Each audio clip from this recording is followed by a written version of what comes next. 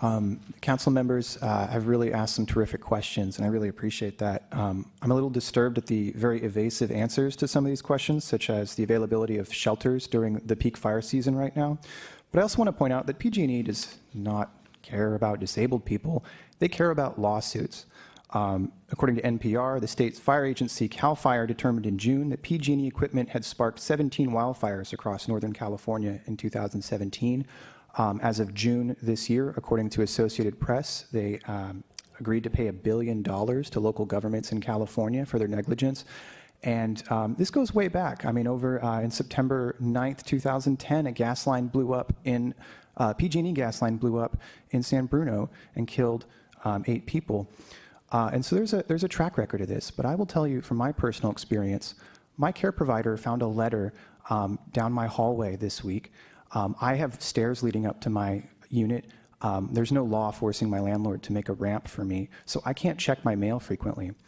Fortunately, my care provider found this letter, which is not common, and I looked at it and read it, and it said that PG&E was going to cut off my power in 10 days and charge me to turn it back on because they had not been able to get into my unit to do a routine power check.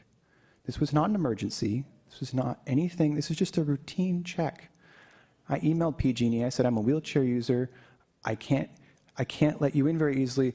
I need help. Like, there are multiple people in my building who are able-bodied and can let you in to check those meters. And their response was, oh, we already tried them and we couldn't get a hold of them. I gave them specific instructions for how to get into my unit so that they could check the meter. When the contractor came over, they didn't give him the instructions. They said they emailed me. I pay my PG&E bill with my email address. I get the receipt in my email address. I know they have my email. They're not emailing me things that say we're going to cut off your power in 10 days and charge you to turn it back on.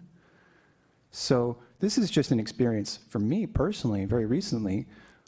But my roommate last year got so sick from the fire, he moved out. He said he doesn't want to live in San Francisco for this summer.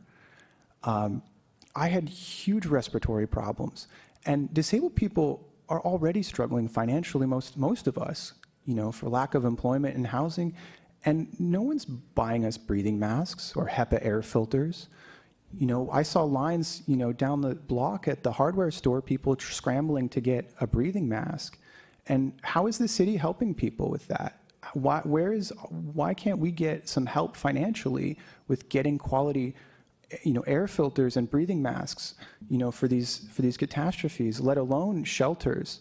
And I mean, PG&E also knows I'm disabled. This is all very public. It's all very well known. I'm in one of their programs. Why are they treating me like I'm an able-bodied person that could answer their door easily? These are my questions for PG&E, and I think that the city could do a much better job handling our power infrastructure. And I want to really just thank the council members for their questions and very well-intentioned and very reasonable concerns here today. Thank you.